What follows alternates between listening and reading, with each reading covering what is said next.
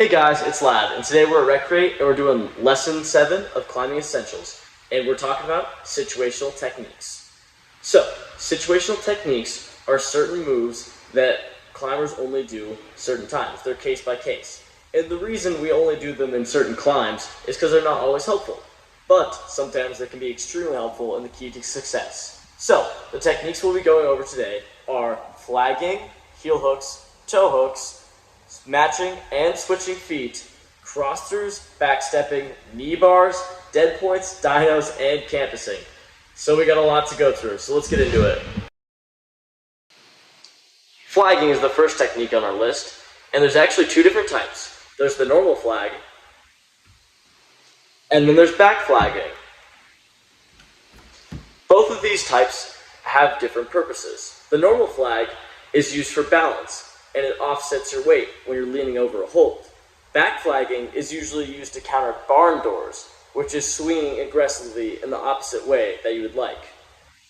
Both of these moves are primarily used for balance, and they're very helpful on hard and technical climbs. Our next technique on the list is heel hooks. And heel hooks are great for two things primarily: holding you on the wall and getting you up the wall.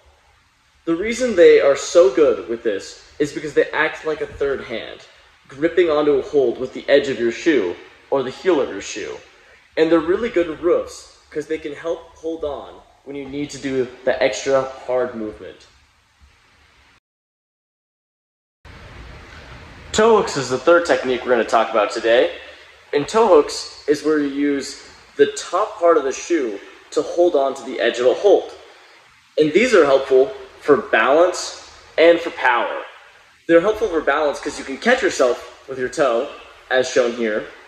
And they're also helpful for power because they can hold you onto the wall in steep sections.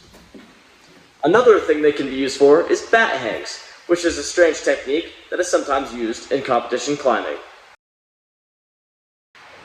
Matching is the next technique on our list, and it is where you put two of any limbs on the same hold. So you can put two hands, or 2 feet, or a hand and a foot even, if needed. And the main purpose of this technique is to reset your position. Or it is helpful if you want to keep going in the same direction on a climb. Similar to our last technique, now we have switching.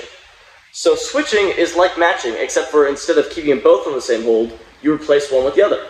So you preferably roll one foot off and then roll the other on. You don't really want to hop because it's not very accurate and it can cause you to slip off. Over halfway done, and we're on number 6, backstepping. Backstepping is where you take a foot and put it on the other side of your body behind the other foot. It is used on small foot chips because it is more precise than foot switching. It is also very helpful if you need to keep your hips going in the same direction. Cross-throughs is the next technique on the list, and it is where you take an arm from one side of the body and you put it underneath or over your other arm to reach the next hold. It is done mainly to keep in sequence with the climb or to maintain tension with the hips by keeping them facing the same way as you would like. For technique number 8, we have knee bars.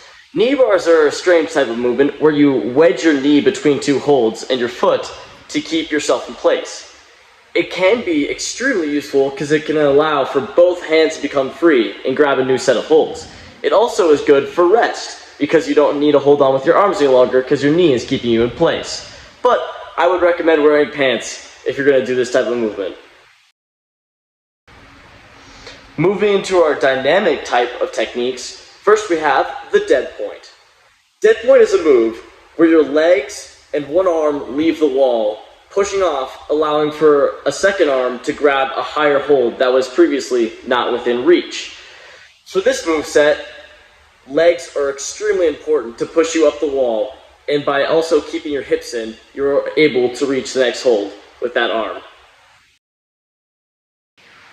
Dynos are the next dynamic movement, and it's the same thing as a dead point, except all 4 limbs leave the wall. So this one, the legs are even more important, because you really have to push up to make sure you can spring to get both your hands onto the next hold. With this one, I like to use a certain method where you swing down with your butt to push up with your legs and allow for more power. Campusing is the last technique we have on our list. It is where you climb with just your arms, no feet. The point of this is mainly just to look cool, but sometimes it can be used for training if you want to make your arms much stronger and your forearms much more pumped or tired when you're done with your workout. Those are all the situational techniques I have for you guys today. Thanks for watching, and come back next time for more climbing essentials.